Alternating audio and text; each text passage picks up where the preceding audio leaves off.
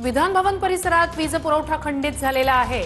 महत्त्वाची घडामोड आहे, अधिवेशन सुरू आहे अशातच विधान भवन परिसरात वीज पुरवठा खंडित झालेला आहे। मंत्र्यांच्या बंगल्यात सुद्धा वीज पुरवठा खंडित झाल्याची बाब समोर आलेली होती। अधिवेशनाच्या काळात विधान भवन परिसरात वीज पुरवठा खंडित झालेला आहे। मोठी आणि महत्त्वाची घडामोड आहे, सध्या पावसाळी अधिवेशन सुरू आहे आणि अधिवेशनाच्या काळातच विधान भवन परिसरात वीज पुरवठा खंडित झालाय।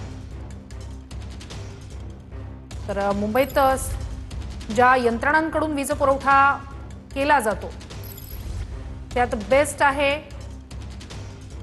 काही भागात टाटाकडून, अदानीकडून काही भागात केला जातो। तर अधिवेशनाच्या काळातच विधान भवन परिसरात वीज पुरवठा खंडित होतोय। अधिक या सगळ्या संदर्भात जाणून घेऊया आपले प्रतिनिधी गिरीश गायकवाड यांच्याकडून। गिरीश, आत्ताची स्थिती काय?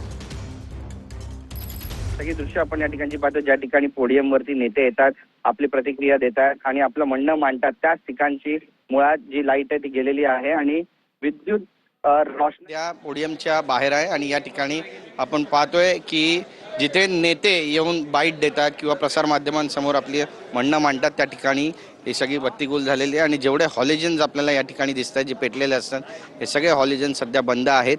आणि एकंदरीतच आता इलेक्ट्रिशियनला या ठिकाणी बोलवण्यात आलेलं आहे, पाचारण करण्यात आलेलं आहे। आणि नेमकं ह्या ठिकाणच्या बत्तीगुल का झालेली आहे, हे हॉलिजन का बंद झालेले आहेत, याचा सुद्धा आता पाठपुरावा जो आहे तो केला जातोय। मात्र आपण पाहतोय की अधिवेशन काळामध्ये अशा ज्या घटना घडत आहेत त्या नेमक्या का घडत आहेत, हा सुद्धा आता चर्चेचा विषय ठरतोय। कॅमेरा पर्सन योगेश गुरवसह गिरीश गायकवाड, TV9 मराठी, मुंबई।